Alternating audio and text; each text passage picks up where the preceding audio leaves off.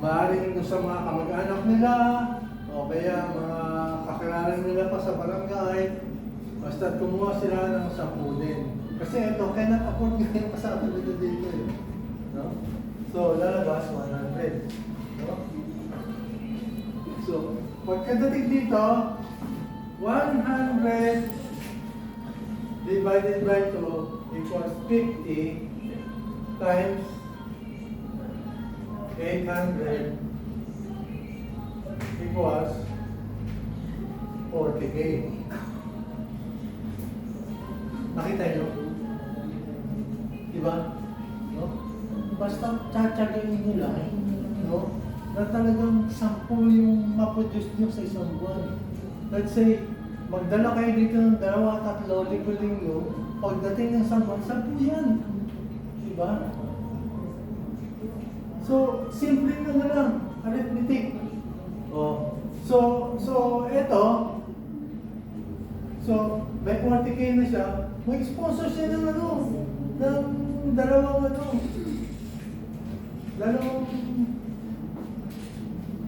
cannot afford.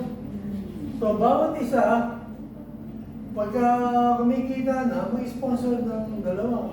So, etong 90, let's say, mababawasan ng 20. Diba?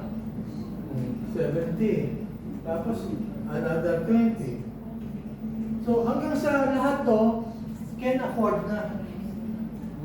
So, from solo parent, punta na sa senior citizen, PWD, tapos yung TODA. So, later on, marami ng sector na marginalized na matutulungan tayo. No?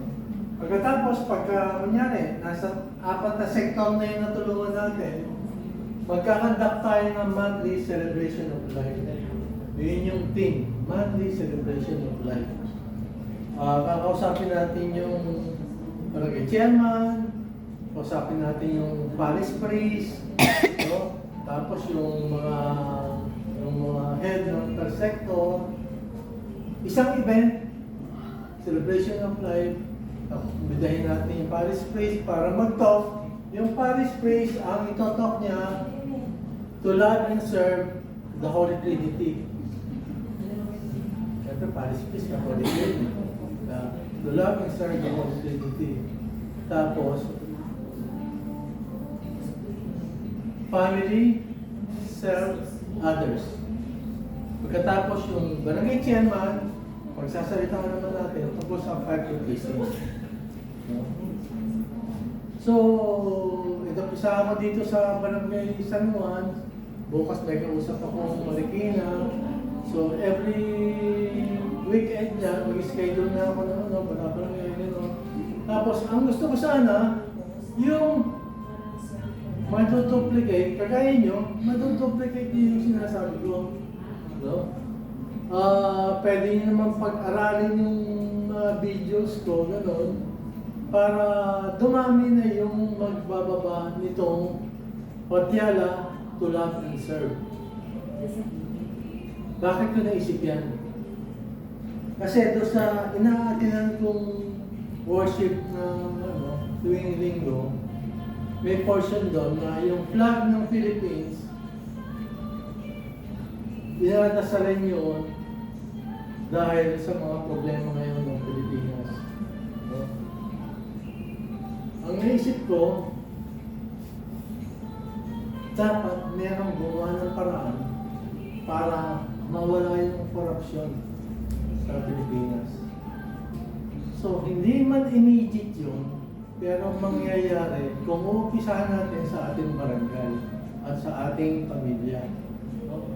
Kung ang pamilya natin ay tuturuan natin yung 5 bagay na yun, Holy Trinity, patriotism, family, serve others, lalaki sila, yung mga anak natin, lalaki sila, nadala nila yun sa kanilang puso, at pagdating ng panahon at maging politiko sila, hindi sila mangungurap, no? Dahil pag meron kang ganyang karakter sa kalooban mo, kahit na gaano kalaking pera, tatanggihan mo.